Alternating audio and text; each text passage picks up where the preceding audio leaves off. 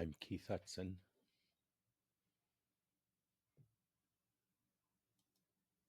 I'm Keith O. Hudson, and I'm about to do an experiment. The experiment is this: I'm going to tell my story on video and at the same time try to record the text of it in a Google document using voice typing.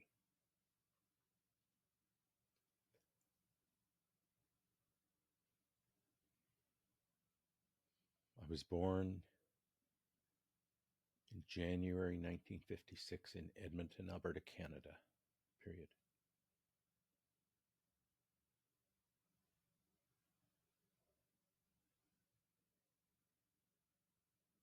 In 1993, I was living in Calgary, Alberta.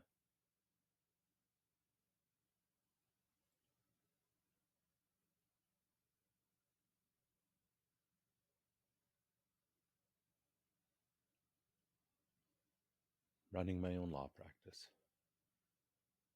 which had suffered some serious financial setbacks. I was in my mid-30s with 5 children, the youngest of which was only 6 months old. I decided to move to Arizona in search of opportunities.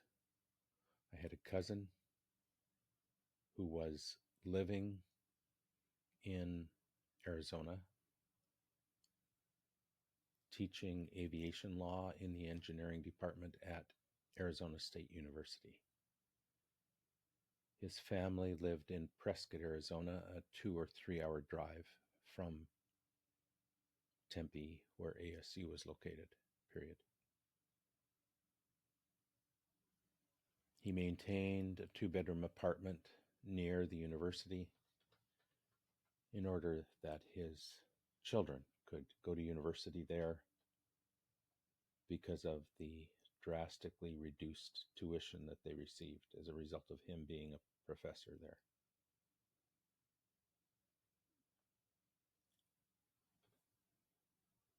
My wife and I made the trip from Calgary, Alberta to Phoenix, Arizona in September of 1993 to check things out, and discovered that there were many nursing jobs available in the Phoenix area, unlike the situation in Alberta.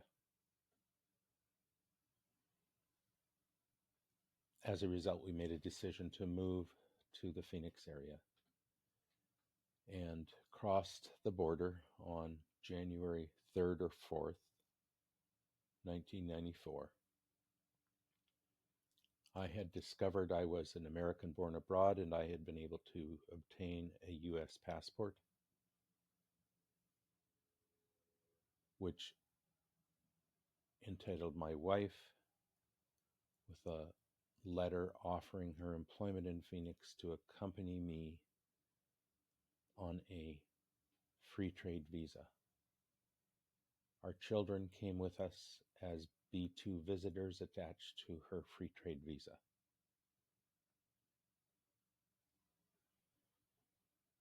As I recall, when we moved from Alberta to Arizona, I weighed something like 220 or 230 pounds. That was in January of 1994.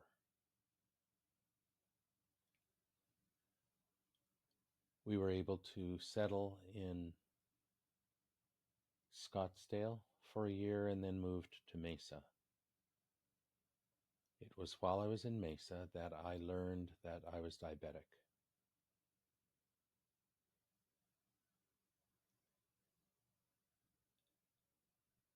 I had gained weight from the time I had moved from Canada.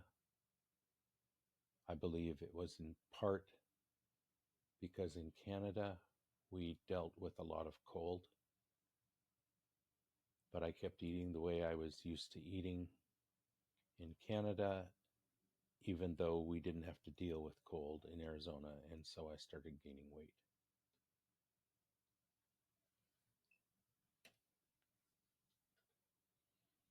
I don't recall the exact year I was diagnosed with diabetes.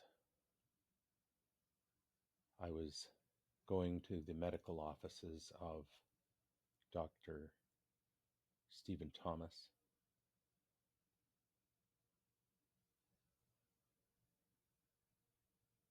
and I believe it was Dr. Thomas who diagnosed me and put me on oral medications to help control my blood sugars. At that time, I wasn't too concerned. I was still young. I thought there was plenty of time for me to deal with my diabetes.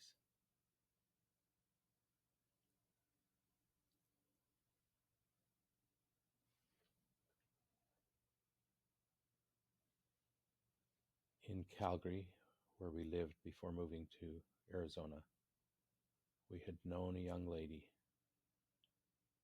who had lost both her legs to diabetes, even though she was just a young mother. So I was aware of what diabetes could do.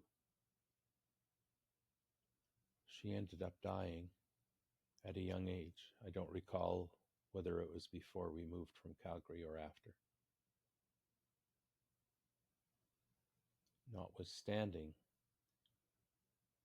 my having been exposed to the symptoms and damage that diabetes can do, I was not highly motivated to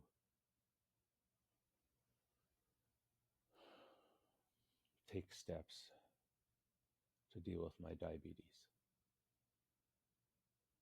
Somehow, I acquired and read a book called Dr. Bernstein's Diabetes Solution. And in that book, I read that certain medicines then in use for the treatment of diabetes operated by trying to wring as much insulin out of the beta cells in your pancreas as possible. And that by doing so, they eventually caused your beta cells to die. I was on one of those oral medications, and so I went to Dr. Thomas and I asked him to please stop that oral medication and prescribe insulin for me. I knew insulin was a natural substance hormone within the body, and therefore it did not have the kind of side effects that those oral medications had of burning out your beta cells. Dr. Thomas warned me that if I went on insulin, I would never be able to get off it, and that it would cause me to gain weight. Nonetheless, I felt strongly that I wanted to preserve whatever beta cell function I had.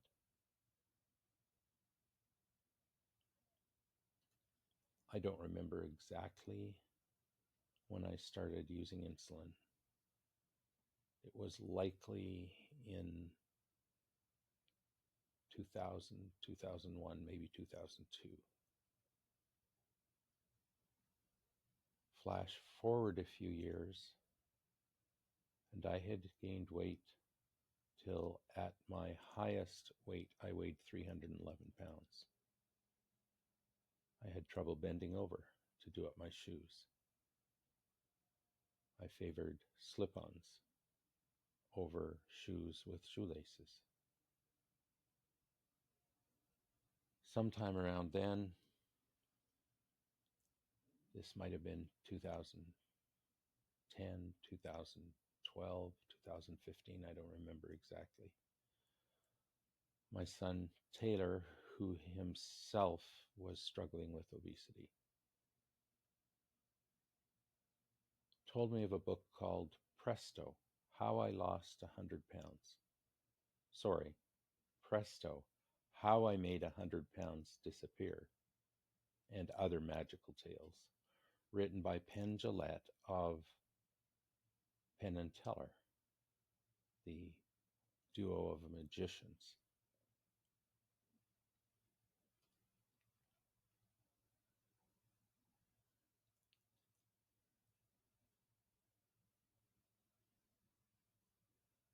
Penn related that he had had a severe blood pressure scare, that despite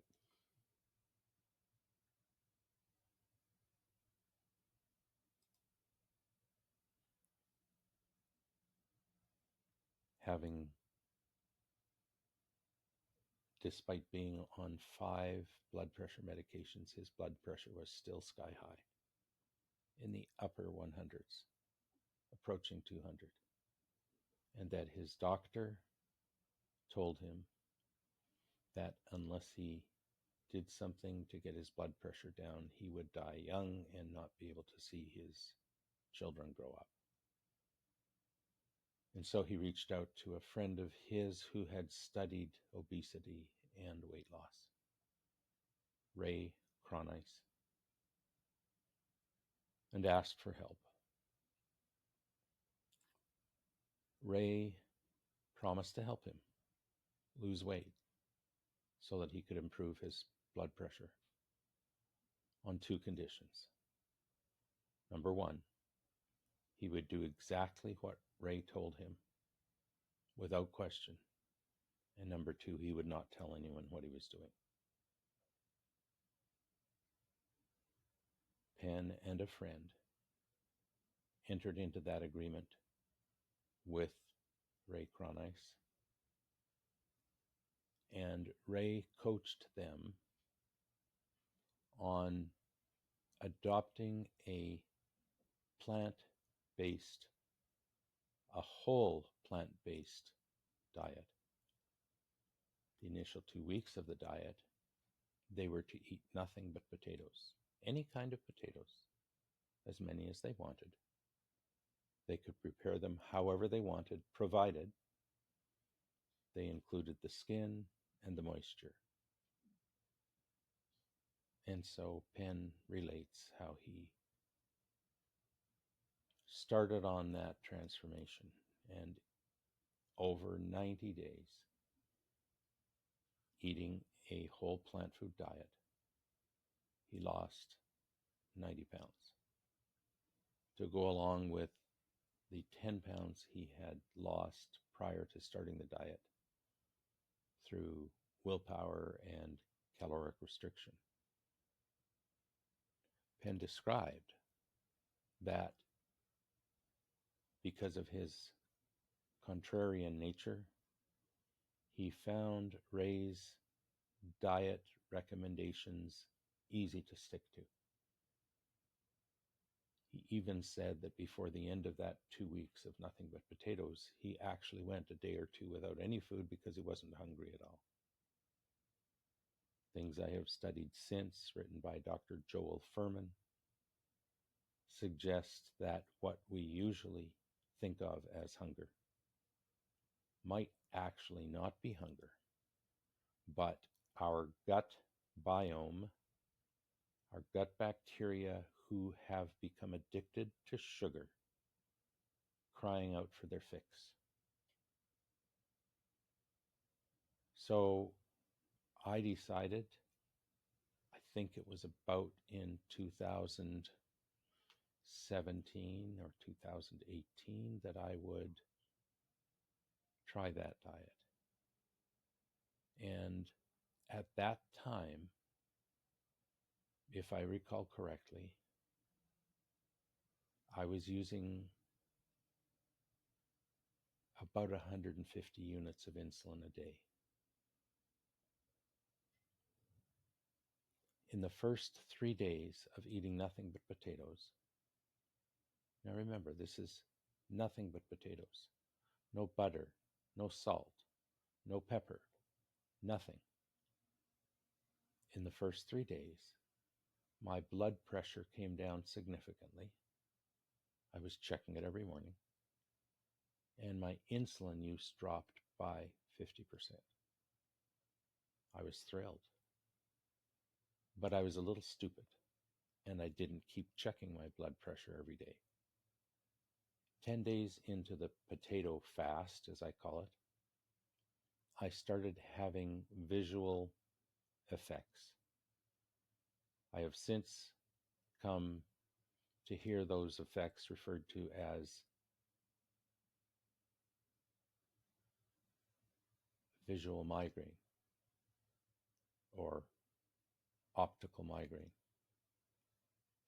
I always thought migraine meant severe headache, but apparently you can have visual effects that come from things happening in your body that don't bring headaches, but do affect your vision. I remember driving out to the landfill north of Mesa to take a load to the dump in my son's truck with him. He was driving. I could hardly open my eyes because every time I did, I saw these bright colored lights. And the light was so bright, it made my eyes hurt, and I had to close my eyes. When I got home from that trip to the dump, I checked my blood pressure, and it was something like 87 over 49. I knew that was too low. And I realized that I should have been checking my blood pressure every day and reducing my blood pressure medications. I recommend, if you attempt something like that you find a doctor who will listen to you and work with you so that you can do it more safely than I did with medical supervision. I didn't want to tell my doctor about it because I was pretty sure she was going to tell me that it'd be nuts to do that and that it wasn't safe. As a result of those visual symptoms, I stopped the potato only phase of that diet at day 10. I actually tanked up on pickles that day to get some salt into my system.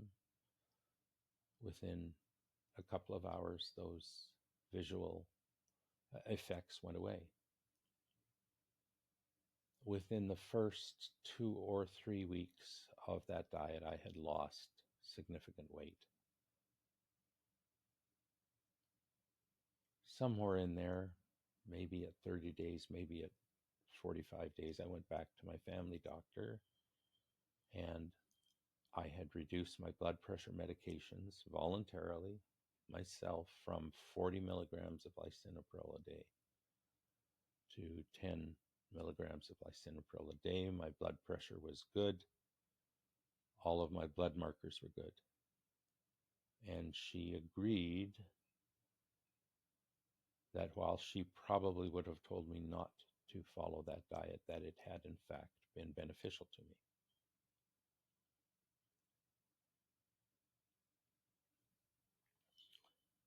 I transitioned from potatoes to whole foods as recommended by Penn in his book, as he had been coached by Ray Cronise. And in 90 days, I lost 60 pounds. I went from 311 pounds down to about 360 pounds. I almost made it into the 250s. My wife had been doing the diet with me, but she couldn't do the potato phase for more than a couple of days. My son, who wanted to lose weight, had tried it, and he had flamed out on the potato phase after 2 or 3 days. My wife had continued on the whole plant portion of the diet with me for most of that 90 days, but eventually she returned to her former way of eating, and I ended up going back to eating the way I had previously. But at least now I knew it was possible for me to do something about my weight. It took several more years before I finally took to heart the advice Dr. Bernstein gave in his book, in which he basically said it is possible for diabetics to have normal blood sugars if they will eat an ultra low carb diet, because it is carbs that cause your blood sugar to rise. I won't tell you his whole story. I recommend his book. His story is fascinating.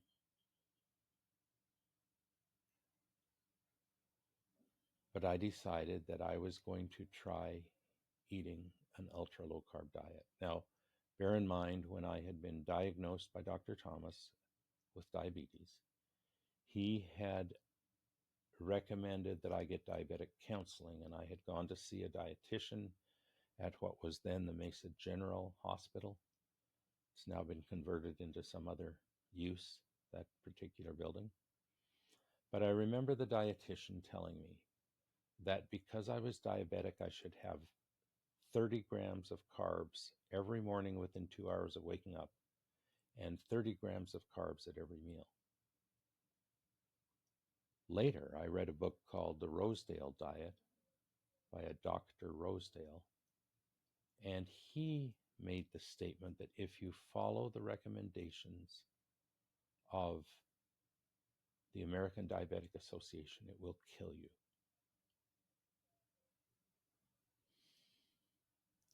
One thing that I have learned is that doctors who try to help their diabetic patients have really good blood sugar control expose themselves to the risk of being charged with malpractice and losing their license. It is more acceptable to the medical community that someone die slowly but surely of diabetic complications through poor blood sugar control than run the risk of dying abruptly through having a hypoglycemic episode in which blood sugar goes so low that if you don't get immediate attention, you could go into a coma and you could in fact die or suffer lifelong injury, perhaps even ending up as a vegetable. So I understand there's a need to balance the risk. But for someone who wants to get off insulin and return their body to functioning in a healthy manner, and who is willing to research and learn and take responsibility, I believe we have a right to be fully involved in our own care.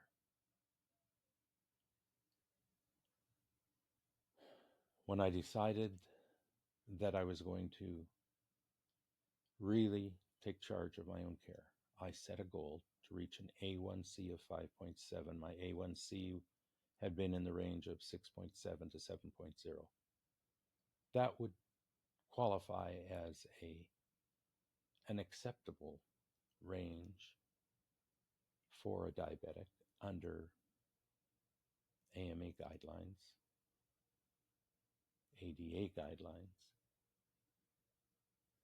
But I researched and found that the upper end of a normal, healthy person's A1C would be 5.7. And so I set a goal that I wanted to get there. One thing I did at the outset was I started to track how much insulin I used every day. I had been blessed by having had prescribed for me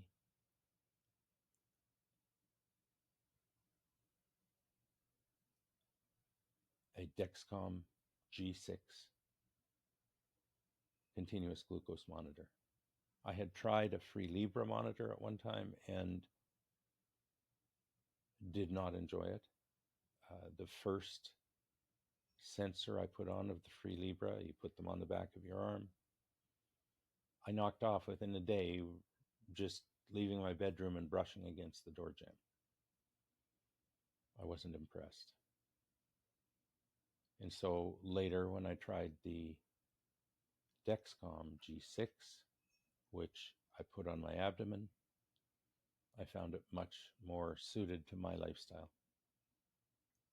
And I learned that I could download or upload, I guess, I don't know, connect my little receiver to my computer with a data cable and upload the readings on my CGM receiver to the computer so I could see what my average blood sugar had been, what my highs and lows were, track my blood sugar, because that CGM took blood sugar readings every 5 minutes and stored them on the device for I think up to 90 days. And then whenever I would connect with the computer and upload those, they would go into the cloud and are there to this day, I believe. I believe I can look back and see all of those records.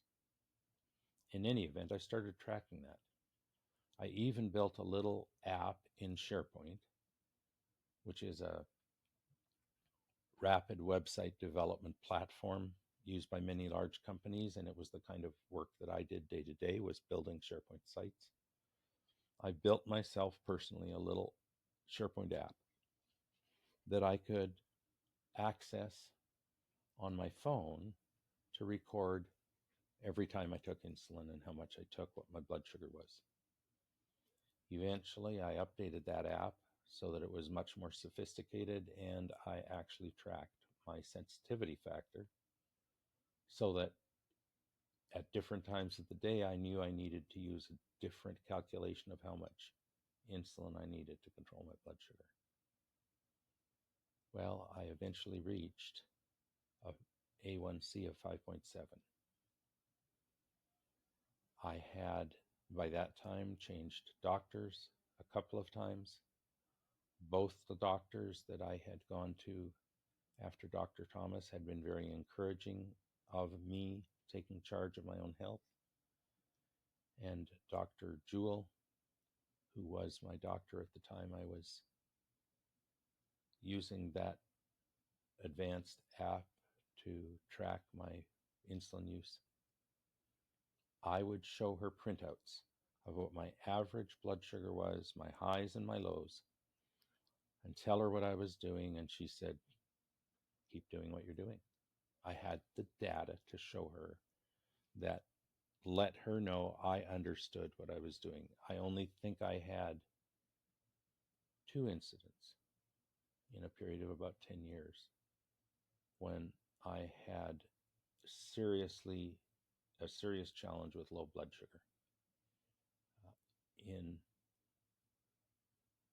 one case, I took 2 kinds of insulin. I took an insulin at night that was designed to act at a fairly regular pace over 24 hours. So that gave me a basal rate of insulin from one evening to the next. And I also took at either before mealtime or shortly after mealtime a different kind of insulin that acted much more quickly, started acting within about 15 or 20 minutes, called Humalog, and would peak. Its action would peak at about an hour and a half, I believe, and then it would tail off a bit, and it was basically all out of your system within 3 to 4 hours. And so I had tested to see what my blood sugars did over that period of time, and I calculated, okay, how much insulin do I have left on board if I took a bolus an hour and a half ago? I had that all built into my app so that I would look at, okay, how much insulin do I have right now in terms of the fast-acting insulin, and how much do I need to get my blood sugar back down to my target, which, based on the recommendation of Dr. Bernstein, was 83. Now, depending where you are in the world as you're watching this or listening to this, your measurement system used for measuring blood sugar may be different than what we use here in the United States. I won't try and give you the technical terms. I have family in Canada, they have a totally different scale. But for me, a healthy blood sugar is between 80 and 100. Above 120, fasting blood sugar is considered to be pre-diabetic, and above 130 is considered diabetic for fasting blood sugars, I believe, something like that. So my goal was to have my blood sugar get down to about 83 points, because that's what Dr. Bernstein said a healthy blood sugar should be most of the time for healthy individuals.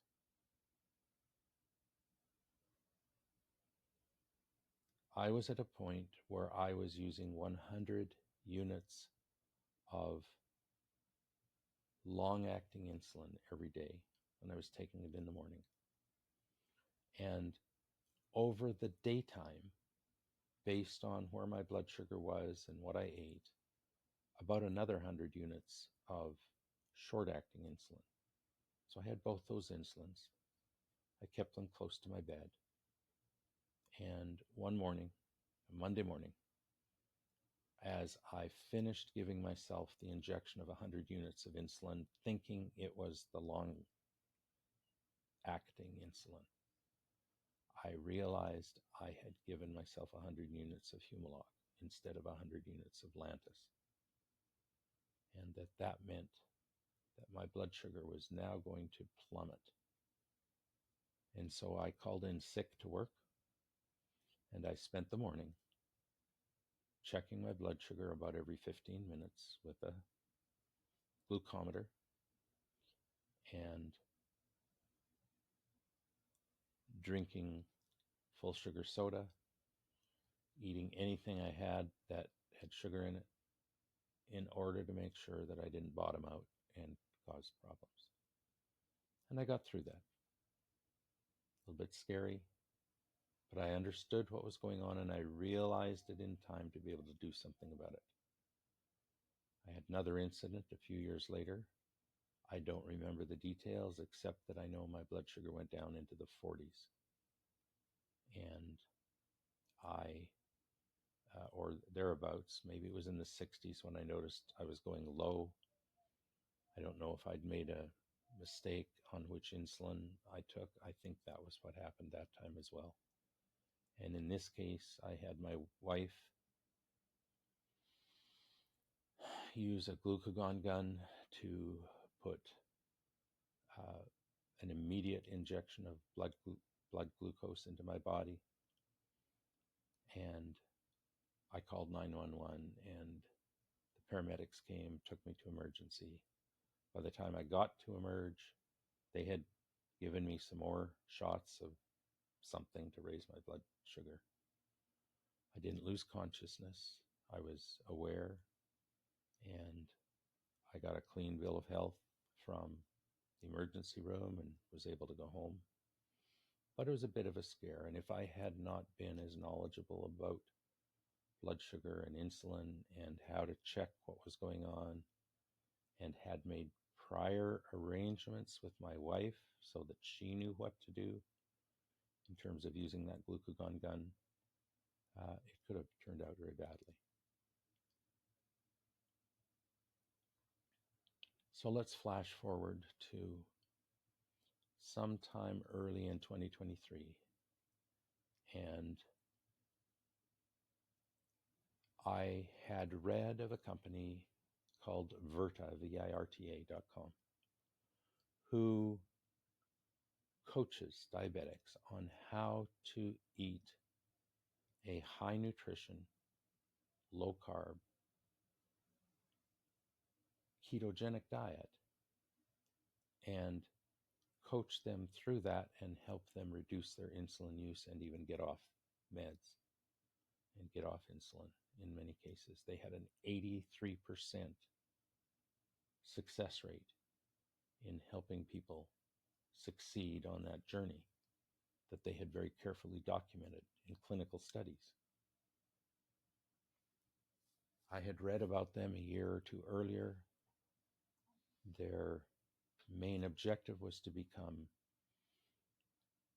available to patients through their employer's health insurance. But my employer did not provide that benefit.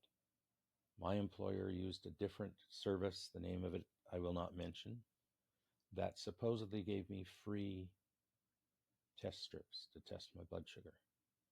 Well, yes, the test strips were free, but the technology in the meter that they provided in order to provide these free test strips was an older technology, and it took, I think it was about 15 seconds after pricking your finger and putting a drop of blood on the test strip in the glucometer for the result of that test to show up. I had already used other glucometers. For instance, you can go to Walmart and you can buy a glucometer that is their branded glucometer for about $20.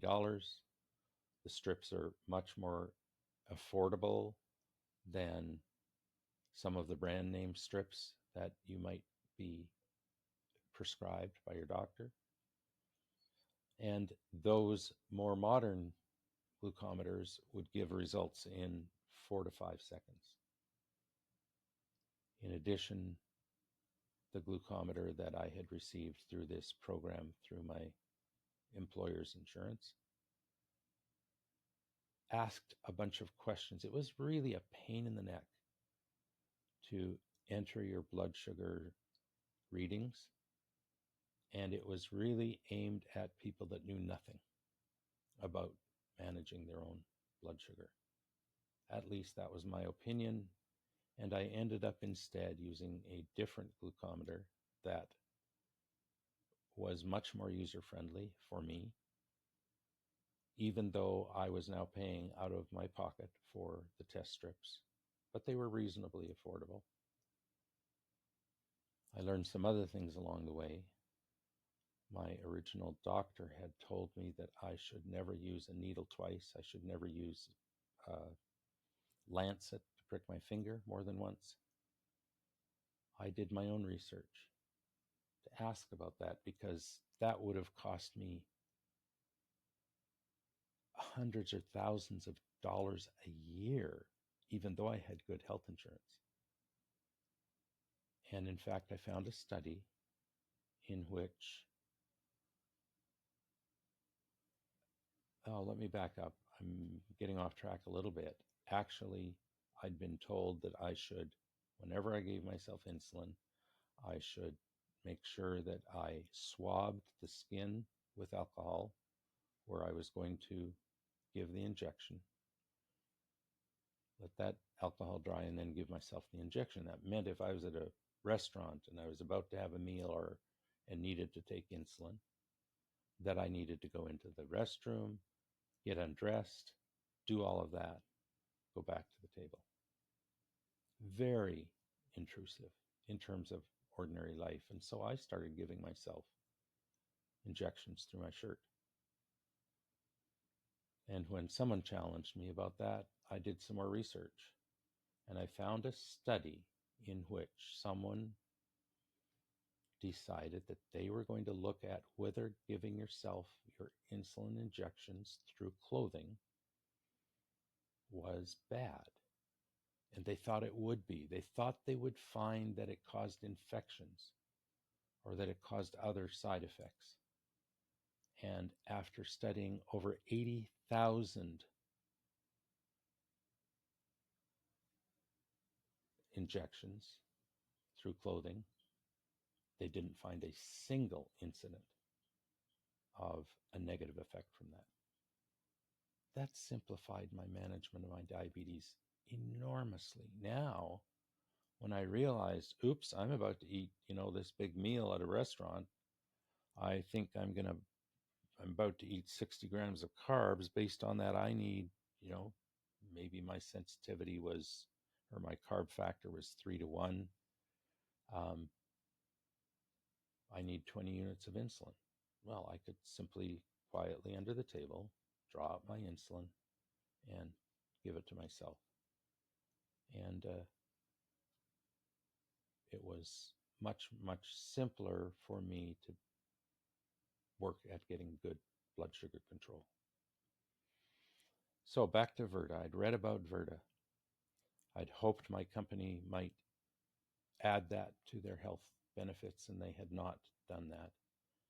And in the spring of 2023, I decided it was time for me to do something, and I investigated what it would cost for me to sign up with Virta through private pay. What I learned as I worked with their onboarding counselor is that the first month would cost me $500, and every month thereafter, it would cost me $250. I was ready to do that.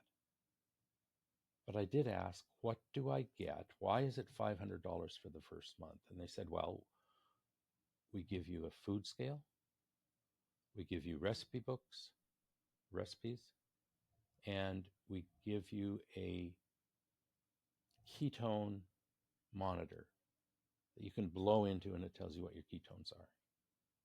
Well, I already had multiple food scales. I already had multiple ketogenic diet books. And I had used test strips that cost very little money to test my ketones by testing my pee in the morning.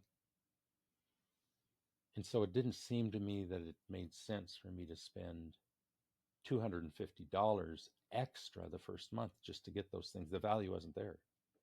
So I hesitated. But I felt that the $250 a month might be worthwhile to get that coaching and have that accountability. But about that time, I had a cousin who reached out to me and said that he was on a ketogenic diet and that he'd lost a few pounds, and he thought it would be good for me to do that as well. And I started back and forth with him, texting mostly. And he talked about Virta and the doctor who created that company, who has published videos about how he came to do that and how to get control of your diabetes through a nutritional ketogenic diet. And he said, Keith, you don't need to spend $250 a month. You can coach yourself. Just go watch his videos and learn how to do this. He gave me a little bit of coaching. Mostly, I did a half-baked job of it. But I decided I was going to try to do that on my own. And I also asked my doctor the next time I went to see her, would it be possible, because I'd been studying up on this, would it be possible to have her prescribe for me Mounjaro? Mounjaro is tirzepatide. It's a, without going into all the technical stuff, it's a substance that helps your body keep your blood sugar lower. It causes your stomach to empty more slowly, so you feel full faster and you stay feeling full longer. And it has some other beneficial effects, but in short, it had been very successful in helping people lose weight. And so she said, I can't prescribe that for you unless you're diabetic. And I said, yes, I am. She, oh, yes, she remembered. And so she put me on Mounjaro. And it took several months for me to build up, because you start out with it's a shot once a week that you administer to yourself. I'd been giving myself shots for years. No biggie. You start at a 2.5 milligram strength, then 5, 7.5, 10, 10.5, 12, 12.5, and up to 15, each of those levels for 4 weeks. So it's about 7 or 8 months before you get all the way up to the full strength. And if you have a lot of side effects, maybe you can't go to the full strength, maybe even have to back down a little bit. And some people are not able to tolerate. I was fortunate. I was able to tolerate it. Some minor side effects, but nothing that would stop me from using it. And it quieted the voices in my head that told me I was always hungry. And so between, and I haven't looked at my records recently, but between about March of 2023 and December of 2023, I went from 283 pounds down to right around 200 pounds. Right now I'm at between 195 and 197 pounds. I'd like to lose another 20 pounds. I'd like to be at 180 pounds plus or minus 10 pounds. But I also know that my body, depending on what's happening, my weight can fluctuate as much as 5 pounds in a day. So I don't get too concerned about that. I'm now at the point where I mostly measure my weight once a week and compare to how I was the last week. I've also gotten to the point where I don't look at my blood sugars every day. I check my fasting blood sugar when I wake up. And if it's under 130, on the advice of my doctor who said, Keith, you don't need to keep your A1C at 5.7. I'd rather see you reduce your other meds, metformin specifically, and I'd rather see you reduce your insulin use, because that does, insulin is what helps your body store fat, among other things. So there is this kind of opposed action, right? It helps control your blood sugar, but it also controls your blood sugar by taking that and putting it into your fat stores. So and as you gain weight, your insulin sensitivity decreases. Therefore, you need more insulin, on and on. In any event, I'm at the point now where I may use 3 units of insulin in the morning if my fasting blood sugar is above 130. But I think I've only done that maybe 6 times in the last 2 months. I'm essentially off insulin. My beta cells still produce their own insulin. And so my goal of 20 some years ago of being able to preserve my beta cell function and not end up having to be reliant on insulin, external insulin. We all rely on insulin.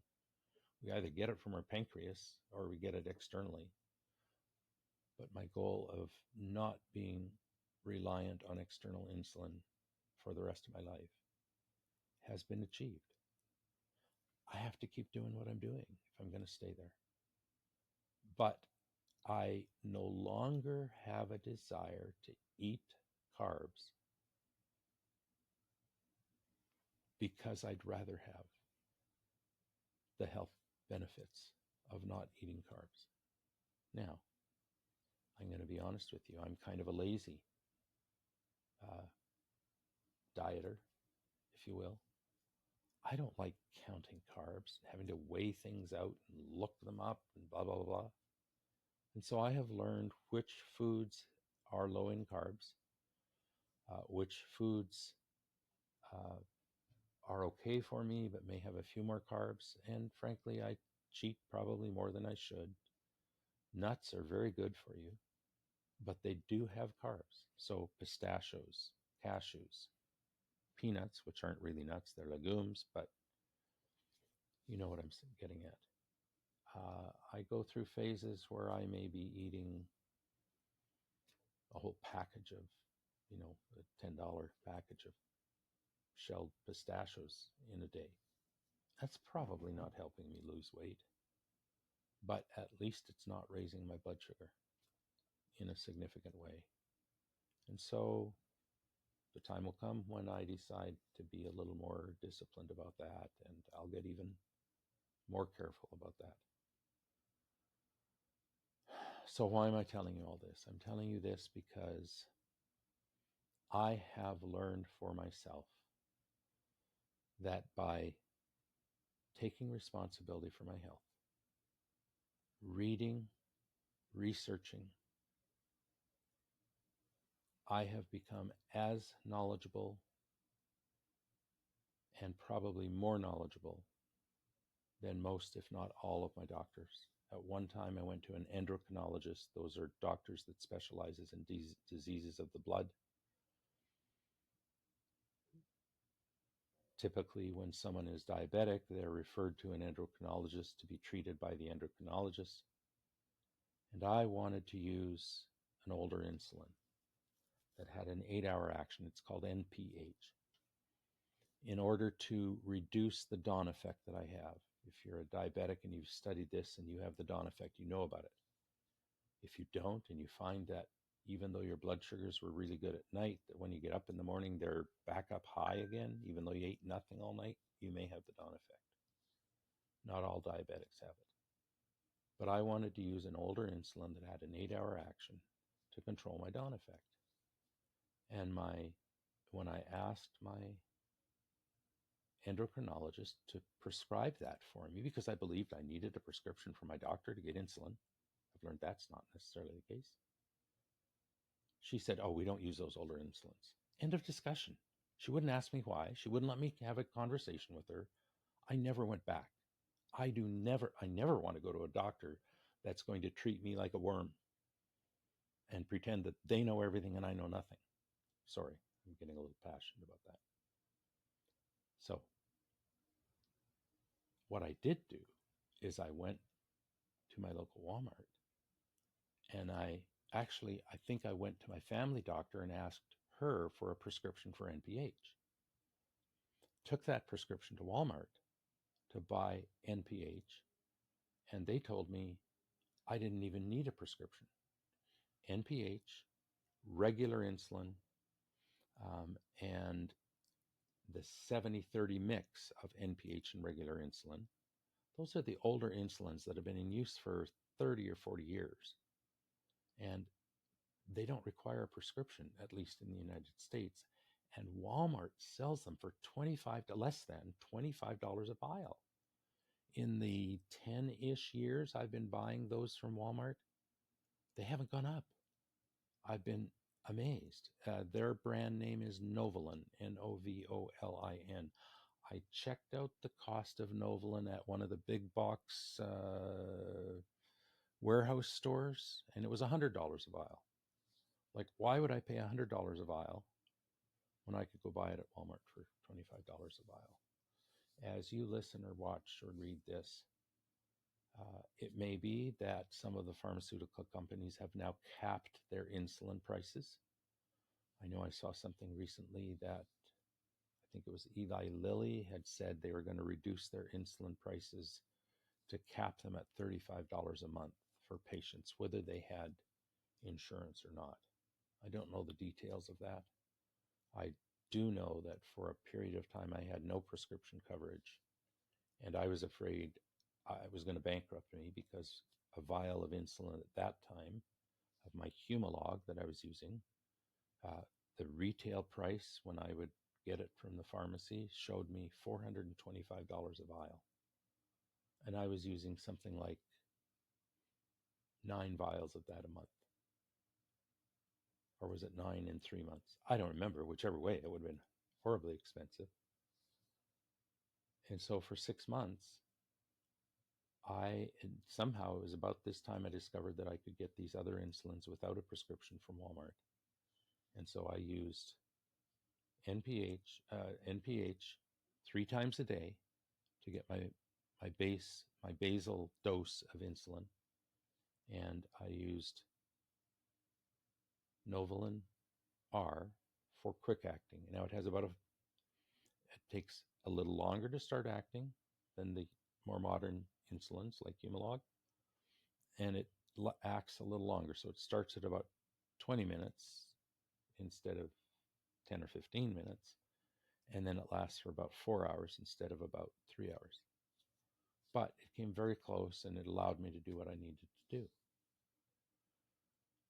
So I've learned a lot along the way. I've made some tremendous strides. I have a long way to go if I really want to reach peak health, but it's a balance.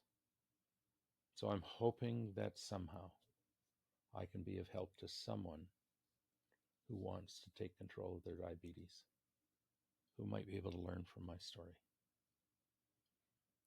I hope to make more of these kinds of recordings and figure out how to get them out there for people to access them. That's it. This is Keitho. Oh, why do I call myself Keitho? There was a Jamaican singer named Keith Hudson, reggae singer.